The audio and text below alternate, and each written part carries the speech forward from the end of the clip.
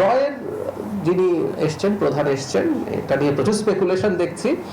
তিনি চায়না থেকে ঢাকায় এসছেন, সো এটা তার এক ধরনের সফর এবং আমাদের যে কাউন্টার পার্ট আছে তার সাথে বসবেন। এটা নিয়ে মনে হয় না সরকার যদি মনে করে সেই সফরের পর সেখানে কোনো একটা স্টেটমেন্ট সরকারের দিক থেকে হয়তো দেওয়া হবে, কিন্তু এটা নিয়ে স্পেকুলেশনের কিছু নেই। মানে অনেকে এমন ভাবে করছেন যে গোপন, মানে সবাই সব জানেন, পত্রিকায় সব চলে আসলো, কিন্তু এরকম কথা নেই। ভারতের গোয়েন্দা সংস্থা র প্রধানের ঢাকা সফর দুদেশের মধ্যে স্বাভাবিক কার্যক্রমের অংশ এবং এটি নিয়ে জল্পনার কিছুই নেই বলেছেন প্রধানমন্ত্রীর তথ্য উপদেষ্টা ডক্টর জাহিদুর রহমান। বলেন, দণ্ডপ্রাপ্ত ব্যক্তিকে সংবাদ সম্মেলন করতে দেয়ায় ভারতকে কঠোর বার্তা দিয়েছে বাংলাদেশ। তবে শেখ হাসিনা ফিরলে পূর্ণ নিরাপত্তার সঙ্গে বিচারের মুখোমুখি করা হবে।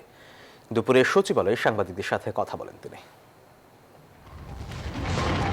ভারতের গোয়েন্দা সংস্থা রিসার্চ অ্যান্ড অ্যানালাইসিস উইং র প্রধান পরাগ জৈন সহ ৩ গোয়েন্দা কর্মকর্তা সম্প্রতি ঢাকা সফর করেন।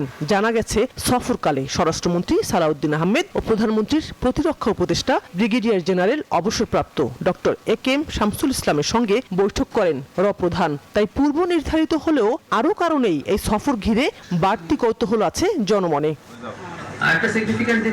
তবে প্রধানমন্ত্রীর তথ্য উপদেষ্টা ডাক্তার জাহিদুর রহমান বলছেন, র প্রধানের ঢাকা সফর স্বাভাবিক কার্যক্রমের অংশ।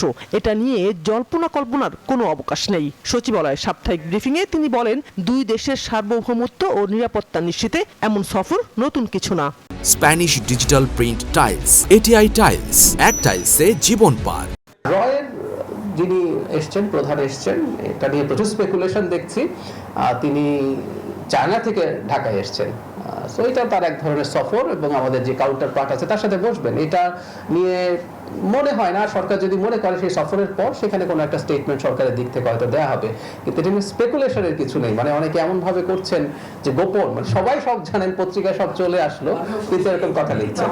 একদিন আগে ভারতের হাইকমিশনার দীনেশ ত্রিবেদীর সাথে প্রধানমন্ত্রী তারেক রহমানের বৈঠকে শেখ হাসিনার সংবাদ সম্মেলনের বিষয়টি আলোচনা হয়। একজন দণ্ডপ্রাপ্ত আসামিকে সংবাদ সম্মেলন করতে দেয়া ভারতের ঠিক হয়নি, স্পষ্ট করে ভারতকে এমন বার্তা দেয়া হয়েছে।